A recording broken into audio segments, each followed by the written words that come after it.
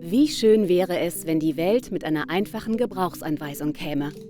Ein paar Skizzen, ein Inbusschlüssel und zack, alles steht stabil und macht Sinn. Die Realität sieht leider anders aus. Ziemlich komplex und voller Widersprüche.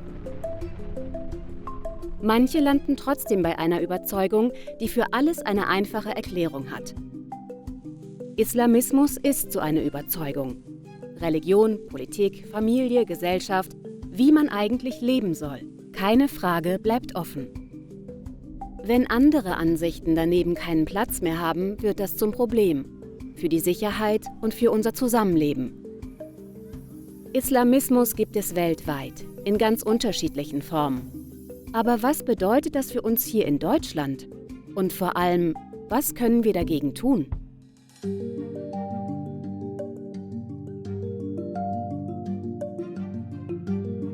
Im Netzwerk Radis haben über 100 Forschende Islamismus in Deutschland untersucht. Einige von ihnen helfen uns in diesem Film, Antworten zu finden. Also, fangen wir von vorne an. Was ist das überhaupt, Islamismus? Heutzutage werden verschiedene Strömungen, die eigentlich alle unter religiös begründeten Extremismus gefasst werden können, vielleicht auch unter Salafismus, Dschihadismus, Kalifatsbestrebungen oder sonst dergleichen, unter diesem Umbrella-Term, also diesem Regenschirmbegriff Islamismus zusammengefasst. Und dieser Regenschirm ist in der Wissenschaft umstritten. Manche finden den Begriff Islamismus zu schwammig. Oder sie befürchten, dass das Islam in Islamismus dazu beiträgt, Musliminnen und Muslime pauschal als extremistisch wahrzunehmen. Aber was ist dann tatsächlich extremistisch? Darunter fallen dann eben nicht konservative Vorstellungen vom Islam, aber tatsächlich die, die sich explizit gegen die legale oder soziale Ordnung hier in Deutschland wenden. Das sind eben dschihadistische Bestrebungen und Teile der salafistischen Bestrebungen. Der gemeinsame Nenner aller islamistischen Strömungen ist diese Überzeugung. Der Islam enthalte das vollkommene Recht, was zur Regelung aller Angelegenheiten, also aller gesellschaftlichen, politischen, kulturellen Angelegenheiten herangezogen werden müsse. Damit steht das religiöse Gebot für sie über dem Grundgesetz. Was das konkret heißt, sehen wir in islamistischen Reels, wie diesem zum Thema Wahlen. Wählen an sich in einer Demokratie ist komplett unislamisch und hat kein Fundament im Islam und ist deswegen islamisch gesehen erstmal nicht erlaubt. Es ist komplett unislamisch, Parlamentssitzungen zu haben, in denen darüber gesprochen wird, ab wann man Rauschmittel konsumieren darf, Regelungen zu Laufhäusern gemacht werden, ab wann man uneheliche, intime Beziehungen haben kann. Und so weiter. Was also hinter Islamismus steckt? Das kann sein, dass man ein anderes Staatssystem haben möchte. Man möchte ein Kalifat statt eine demokratische Ordnung. Oder man möchte die Rechte wegnehmen von Minderheiten oder Religionen und sagt, die sind nicht gläubig, die sind nicht richtig gläubig. Das können auch Muslime sein übrigens, die zum Opfer fallen, Aleviten, Schiiten zum Beispiel, die dann ausgegrenzt werden. Besonders laut sind hier die Salafisten. Sie fordern eine Rückbesinnung auf den wahren Islam und versuchen alle anderen mit ihrer Sicht zu übertrumpfen. Dabei sehen sie sich als eine Art Retter der ansonsten verlorenen Muslime. Aber wie viele Leute denken hier eigentlich so? 2024 schätzt der Verfassungsschutz das islamistische Personenpotenzial auf 28.000. Heißt das jetzt, es gibt 28.000 potenzielle Terroristen in Deutschland? Schauen wir genauer hin. Der Verfassungsschutzbericht verweist auf 28.000, die dem salafistisch-islamistischen Spektrum zuzuordnen sind. Davon ist nur ein kleinerer Anteil gewaltbereit und unter denen ist nur ein kleinerer Anteil tatsächlich, der terroristischen Gefährdung unterzuordnen. Deshalb nein, wir haben es nicht mit 28.000 gewaltbereiten Islamistinnen und Islamisten in Deutschland zu tun und trotzdem bleiben diese 28.000, die der Verfassungsschutz unter seinen Erhebungsmethoden zählt, natürlich eine gesellschaftspolitische Herausforderung. Wie groß ist dann die konkrete Gefahr, die von Islamismus ausgeht? Zwischen 2001 und 2025 gab es in Deutschland 23 islamistisch motivierte Anschläge mit mindestens 225 Verletzten und 29 Todesopfern, inklusive der Täter. Aber das Problem beginnt schon viel früher, auch ohne Gewalt. Wie kommt es dazu, dass sich Menschen radikalisieren? Wenn man sich biografische Verläufe von inhaftierten, radikalen Menschen anschaut, dann kann man feststellen, dass jeder Verlauf anders ist, dass verschiedene Dinge zusammenkommen müssen. Und das könnte dann zum Beispiel so aussehen. Am Anfang steht oft ein unerfülltes Bedürfnis, eine biografische Krise oder eine Herausforderung in der Identität. Dazu kommen dann zum Beispiel politische Ereignisse oder kollektive Diskriminierungserfahrungen. Das alles führt natürlich nicht automatisch zur Radikalisierung. Aber es kann die Basis für radikale Ideologie schaffen. Und diese Ideologie bietet dann auf einmal eine einfache Erklärung, ein Mittel zur Lösung eben dieser Probleme. Dann kommen möglicherweise erste Gruppenkontakte, die teils gezielt Leute ansprechen, um sich für ihre Sache zu gewinnen. Und dort erlebt er dann auf einmal Anerkennung, erlebt auf einmal Zugehörigkeit. Diese Gruppenprozesse spielen eben auch eine zentrale Rolle. Der Mix aus diesen oder ähnlichen Faktoren setzt die Radikalisierung dann letztendlich in Gang. Und was hat das mit dem Islam zu tun? Erstmal berufen sich Islamisten ja auf die Religion. Wichtig ist dabei, dass sich dann aber oftmals nur die Elemente der Religion herausgepickt werden, die die ideologischen Narrative auch stützen und stärken. Also Religion und Radikalisierung hängen schon miteinander zusammen, aber wichtiger sind die Bedingungen, unter denen das stattfindet und auf welche Akteure und auf welche Informationen junge Menschen in der religiösen Sinnsuche stoßen. Die Dynamik entsteht also zwischen dem Einzelnen und seinem Umfeld. Die Forschung spricht hier von Wechselwirkungen. Wie der Staat handelt, wie Medien berichten und wie wir als Gesellschaft reagieren.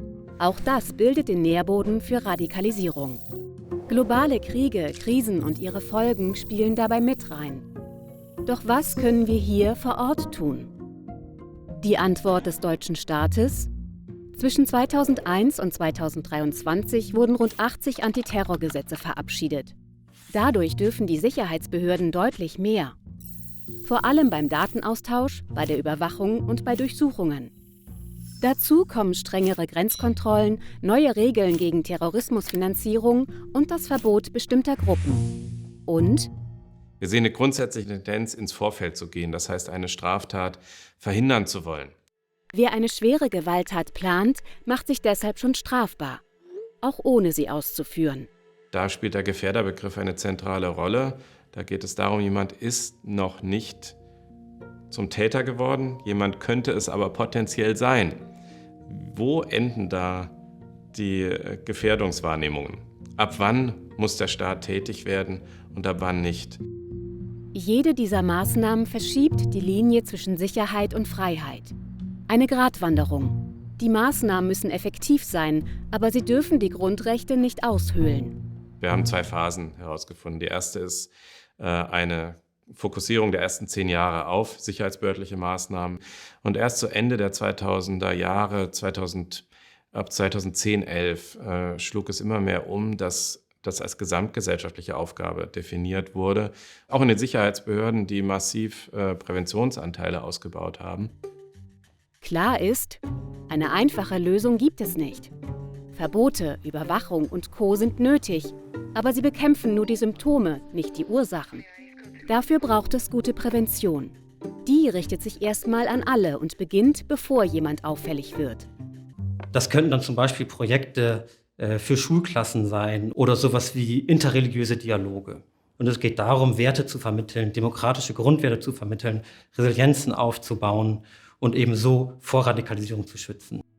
Wenn eine Person anfängt, sich zu radikalisieren, ist es wichtig, das rechtzeitig zu erkennen und sie da abzuholen, wo sie gerade steht.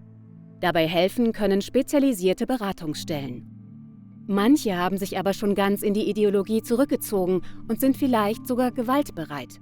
Hier geht es dann in erster Linie darum, dass eine weitere Eskalation verhindert wird, also vor allem weitere Straftaten verhindert werden. Damit sich jemand da wieder raustraut, braucht es in der Ausstiegsarbeit erstmal Vertrauen und eine richtig gute Beziehung. Die Personen müssen erstmal so genommen werden, wie sie sind. In vielen Projekten geht es aber auch um sozialarbeiterische Hilfeleistung. Das bedeutet, neue Sozialkontakte nach außen aufbauen, sich eben stärker zu integrieren, Arbeit zu finden und eben positive Erfahrungen außerhalb eben dieser radikalen Kontexte zu schaffen, damit wirklich die Radikalisierung in Frage gestellt wird und eine langfristige Reintegration angestrebt werden kann. Um Radikalisierung zu verhindern, müssen wir verstehen, wie sie abläuft und wen sie trifft. Oft sind das junge Menschen. Weil das ist eine Zeit, in der man sich ausprobiert, in der es ein gewisses Aufbäumen gegen elterliche gesellschaftliche Autorität gibt. Manchmal ist das Ganze auch nur eine Phase und flacht wieder ab. Darauf sollten wir uns aber nicht verlassen. Also ab an den Ort, an dem Jugendliche einen Großteil ihrer Zeit verbringen, ob sie wollen oder nicht: die Schule. Immer wieder berichten Lehrkräfte von Aussagen im Klassenzimmer, die sie als islamistisch interpretieren. Also dass antisemitische Sachen geäußert wurden im islamischen Religionsunterricht oder dass es hieß, warum arbeiten wir hier denn nicht geschlechtergetrennt? Dabei ist es manchmal strittig, ob so eine Aussage wirklich mit Islamismus zu tun hat, obwohl es durchaus vorkommt. Und Lehrkräfte sind auch oft verunsichert, weil sie diese Grenze oft nicht einschätzen können, was ist legitimer Ausdruck von religiösen Bedürfnissen. Hier geht es oft durcheinander, denn manche Lehrkräfte halten ja schon ein Kopftuch für Ausdruck einer islamistischen Gesinnung. Der erste Schritt: das nötige Wissen, um zu erkennen, ob etwas problematisch ist. Was also, wenn wirklich eine Radikalisierung droht? Was brauchen Lehrkräfte dann, um gut reagieren zu können? Sie brauchen vor allen Dingen Zeit, zeitliche Ressourcen, um angemessen und überlegt und mit ruhiger Hand auf Probleme reagieren zu können. Das heißt auch, einen Raum schaffen, in dem problematische Aussagen konstruktiv aufgegriffen werden. Und das muss man erst mal lernen. Also hier ist ein großer Wunsch noch nach Ausbildung, Fort- und Weiterbildung. Dann gibt es dann noch den islamischen Religionsunterricht. Obwohl der eigentlich für grundlegende religiöse Bildung da ist, kann er durchaus was zur Prävention beitragen. Dass Kinder und Jugendliche eben auch kennenlernen, dass es verschiedene Strömungen, Rechtsschulen, Auslegungen im Islam gibt. Also es nicht die eine Wahrheit gibt und konkrete auch Antworten mit den Kindern und Jugendlichen zu erarbeiten. Aber der islamische Religionsunterricht allein kann es nicht richten. Die Schule als Ganzes ist gefragt. Dazu gehört, den Kindern und Jugendlichen Anlaufpunkt zu sein, also als Organisation, wo sie sich wertgeschätzt fühlen in ihrer Diversität, egal welche Religion, Herkunft oder Überzeugung sie haben. denn wenn sich eine Person verurteilt fühlt, kann das eine Radikalisierung sogar noch befeuern. Also wenn ich Menschen habe, die zum Beispiel rechtsextremen oder islamistischen Sichtweisen zugeneigt sind und ich schmeiße die aus der Schule raus und sie haben dann extrem viel Freizeit und können sich viel mit ihren Freunden treffen, die extremistische Inhalte haben, dann ist kein Korrektiv mehr da. Raus aus dem geschützten Raum, rein in den Kiez. Junge Menschen, die zum sogenannten Islamischen Staat ausgereist sind, kamen immer wieder aus ganz bestimmten Stadtteilen. Kann der Ort, an dem wir aufwachsen, uns anfällig für Radikalisierung machen? Die Forschung zeigt, das Risiko steigt vor allem dort, wo der soziale Kitt fehlt, wo es Armut gibt und Jugendliche wenig Chancen haben. Was also tun? Mehr Sozialarbeit im Viertel? Wir haben mit Leuten gesprochen, die eben regelmäßig in solchen Maßnahmen teilnehmen, soziale Arbeit, Jugendzentren, Nachbarschaftstreffs und so weiter. Und wir haben sie kontrastiert mit Leuten, die das nicht machen. Das Interessante ist, es gibt keine eindeutigen Unterschiede. Außer, wenn die Leute tatsächlich viel Zeit in den Einrichtungen verbringen, wenn das eine Art Mittelpunktort ihres Alltags wird. Ein Raum mit Tischkicker reicht also nicht. Das Jugendzentrum muss da sein, wenn es drauf ankommt. Wenn ein Jugendlicher in einem Jugendzentrum sagt, ich habe Probleme bei der Jobsuche, dass die Fachkraft einen Hörer in die Hand nehmen kann und sagt, ich kenne da jemanden, dann organisieren wir dir hier ins Haus rein eine Berufsberatung oder ich begleite dich.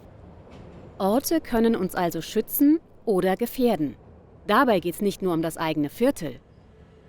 Ein riesiger Teil unseres Lebens spielt sich heute in einem anderen Raum ab. Und den haben wir immer in der Hosentasche dabei. Telegram, TikTok, Instagram oder Gaming-Plattformen sind längst zu wichtigen Werkzeugen geworden, um islamistische Ideologien weltweit zu verbreiten. Denn hier erreicht man viele Menschen auf einmal.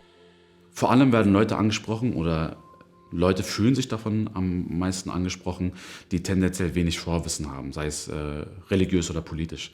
Heißt, die hören von diesem Thema oder diesem Aspekt zum ersten Mal und haben natürlich nichts, was sie entgegenbringen können, um zu sagen, das ist falsch. Und was diese Prediger eben dann oft auch attraktiv macht, dass die so ganz klar schwarz-weiß zeichnen, nein, das darfst du nicht, das ist zulässig, das nicht, und so eine vermeintliche Stärke oder Richtschnur vermitteln.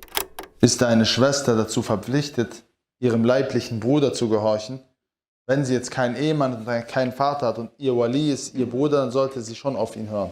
Eine Person hat jetzt zum Beispiel Gefühle gegenüber anderen Männern. Was ist seine Aufgabe? Diese zu unterdrücken und nicht auszuleben. In diesem Kosmos gibt es übrigens auch weibliche Influencerinnen. Sie tarnen radikalen Content oft als hippe Self-Care-Tipps für den Alltag. Davon bleiben beliebte Facebook-Gruppen muslimischer Frauen nicht verschont. Das fängt die Community selbst zwar gut auf, nur gegen den Algorithmus auf TikTok bleibt es ein ungleicher Kampf. Was können wir gegen so eine Kettenreaktion tun? Online-Streetworker gehen direkt in extremistische Bubbles, suchen das Gespräch und bleiben an den Menschen dran. Manche mischen auch in den Kommentarspalten mit. Das allein reicht aber nicht. Die Tech-Plattformen müssen Inhalte stärker moderieren. Genauso wichtig ist, die Arbeit zur Medienkompetenz auch zu unterstützen. Und natürlich sollten wir positive Stimmen, die zum Beispiel auf sozialen Medien agieren, auch stärken, eigene Inhalte produzieren und Social Media nicht den Extremisten überlassen, die das schon natürlich ganz früh für sich gewonnen haben. Bei allem Fokus auf den digitalen Raum, gerade ein Mensch, der sich zu radikalen Inhalten hingezogen fühlt, braucht reale Orte, an denen er aufgefangen wird. Die Forschung zeigt nämlich, dass die Wahrscheinlichkeit, durch Inhalte radikalisiert zu werden, bei denen am niedrigsten ist, die in Moscheegemeinden organisiert sind. Und sehr viele Moscheegemeinden in Deutschland leisten politische Bildung, Demokratieförderung und Präventionsarbeit. Hinzu kommt das Engagement auf einer informellen Ebene. Imame erkennen, wenn Leute in ihrer Community sich radikalisieren oder Inhalte übernehmen, die vielleicht problematisch sein können. Die können sie dann direkt ansprechen und tun sie auch. Zum Beispiel in der Seelsorge, aber auch in informellen Gesprächen. Geteilte Identität schafft vielleicht erstmal Vertrauen. Klar ist aber auch, einige muslimische Organisationen werden zu Recht vom Verfassungsschutz beobachtet. Sie verbreiten islamistische Inhalte oder pflegen Verbindungen zu extremistischen Netzwerken. Dass diese Fälle medial so präsent sind, macht den vielen anderen die Arbeit schwer. Es wird ja oftmals auch unter dem Begriff des Generalverdachtes gehandelt. Und zwar, dass mitunter vielleicht die Organisationen selber, also die muslimischen Verbände oder Initiativen, extremistisch sein können oder Extremismus fördern. Auf die meisten trifft das aber nicht zu. Predigten können sogar ein Gegengewicht zur Radikalisierung sein. Wer hier Orientierung und ein friedliches Miteinander vermittelt bekommt, ist für extremistische Botschaften weniger empfänglich. Allerdings, die meisten Predigten hierzulande sind auf Türkisch oder Arabisch. Extremisten im Netz haben im Gegensatz dazu mehr Reichweite, denn die sprechen Deutsch. Trotzdem leisten muslimische Gemeinden und Vereine wichtige Arbeit in der Prävention. Viele engagieren sich auch über die eigene Community hinaus. Damit bauen sie Vorurteile und Feindbilder ab. Genau das ist aber eine Aufgabe für uns alle, gerade jetzt. Denn Rechtsextremismus wächst. Und wenn er auf Islamismus trifft, entsteht eine ganz eigene Dynamik. Ich baue jetzt eine Radikalisierungsspirale und es dient der Illustration einer Co-Radikalisierung, also dass zwei oder mehrere Kräfte Dinge tun, die jeweils die andere Seite aufgreift und die dazu führen, dass sich Menschen radikalisieren. Das Prinzip? Aktion und Reaktion. Rechte Ausgrenzung liefert Islamisten das Material für ihre Propaganda. Deren Ablehnung unserer Gesellschaft bestätigt dann wiederum das Feindbild der Rechten. Im schlimmsten Fall führt das an der Spitze der Spirale zu Gewalt. Sei es von rechts oder durch Islamisten. Schauen wir uns doch mal an, was in diese Dynamik noch mit reinspielt. Zum Beispiel die Medien. Medien sind Mittler für fast alle Diskurse, die wir in Deutschland haben. Und Medien haben deshalb auch eine sehr, sehr hohe Verantwortung. Während manche Medien auf eine ausgewogene Berichterstattung achten, greifen andere muslimfeindliche Narrative auf. Dazu kommt, zwischen 2000 und 2020 bezog sich jeder dritte Zeitungsartikel über den Islam auf Terror und Gewalt. Die These der Forschenden: Dieser Dauerfokus zeichnet indirekt ein Feindbild und füttert so die Radikalisierungsspirale. Ganz plakativ sozusagen eben gesagt, ja, da ist jetzt ein Anschlag passiert und das ist basierend auf dem muslimischen Gedanken, auf dem Islam, der predigt das. Diese Attribution, diese Verantwortungszuschreibung ist etwas, was ganz schnell und automatisch eben passiert. Das erzeugt bei vielen muslimischen Menschen ein Gefühl der Zurückweisung. Und wenn sich dieses Gefühl festfrisst, entstehen tiefsitzende Ressentiments. Das heißt, negative Erlebnisse rücken in den Vordergrund. Positives wird ausgeblendet. Genau hier dockt die Propaganda islamistischer Prediger an. Wie kann es also sein, dass sich der Islamhass immer weiter verbreitet? Sind es nicht die Medien und die islamfeindliche Politik, die jetzt ihr Beileid bekunden, nachdem sie im Vorfeld ohne jegliche Rücksicht gehetzt haben? Sie drücken der Gesellschaft eine Waffe in die Hand und wundern sich dann, wenn einer anfängt zu schießen. Die Videos funktionieren so, dass man erst das Problem definiert und Verursacher. Die Verursacher sind dann immer systemische Probleme. Daraus folgt für sie, ein anderes System muss her. Wir haben gesehen, was mit Palästina passiert ist ohne Kalifat. Wir haben gesehen, was mit Irak und Afghanistan passiert ist ohne Kalifat. Ohne Kalifat lebt diese Umma in Silla, erniedrigt und muss Toiletten putzen. Solche Videos bedienen das Vorurteil, Muslime würden die Demokratie grundsätzlich ablehnen. Ein weiterer Verstärker in der Spirale: Antisemitismus. Er ist grundlegender Bestandteil von Islamismus und Rechtsextremismus. Beide nutzen ihn auch strategisch. Und einige aus der Rechten deuten Antisemitismus als Problem der Migration aus muslimisch geprägten Ländern. Was die Daten jedoch zeigen: Jüdische Menschen fühlen sich nicht pauschal durch Muslime bedroht, sondern eher durch islamistisch radikalisierte Personen. Vor allem aber erleben sie Anfeindungen aus allen Teilen der Gesellschaft. Auch wenn es um Migration geht, sehen wir, Koradikalisierung hat Folgen, die weit über die extremen Lager hinausgehen. Diese Diskurse haben tatsächlich offenkundig auch einen gewissen Einfluss auf die Politik der etablierten Parteien. Das wäre zum Beispiel ein gesellschaftlicher Effekt von Koradikalisierung, die den gesellschaftlichen Zusammenhalt ganz klar gefährdet. Wie verhindern wir also, dass sich die Spirale immer weiter hochschraubt? Hier tragen alle eine Verantwortung: Medien, Politik und wir als Gesellschaft. Das bedeutet, dass Diskriminierung vermieden wird, dass sozialer Ausschluss vermieden wird und dass alle jungen Menschen in Deutschland Zugehörigkeitserfahrungen machen und Anerkennung erleben. Und wir brauchen gesellschaftliche Räume, in denen Menschen ihre Sorgen und Bedürfnisse frei äußern können, ohne abgestempelt zu werden. Fehlt das, übernehmen andere das Zuhören. Aktuell erleben wir eine hohe Emotionalisierung der Debatte. Da würde ich mir wünschen, ab und zu unsere Forschung, unsere Ergebnisse, Fakten dagegen zu setzen. Dann ist die Welt oft gar nicht mehr so dramatisch oder ich kann die Maßnahmen gezielter erlassen. Und was ich mir auch wünschen würde, ist eine stärkere Kultur des Hinterfragens bereits beschlossener Maßnahmen und tatsächlich auch mal eine Maßnahme oder Kompetenz zurückzunehmen, wenn sie sich nicht bewährt hat und gleichwohl auch sich zu trauen, einzelne Maßnahmen zu verschärfen. Ein ständiger Balanceakt und eine Daueraufgabe, die nicht nach 2 Jahren auslaufen darf. Deshalb braucht es verlässliche Strukturen und eine sichere Finanzierung in Forschung und Prävention.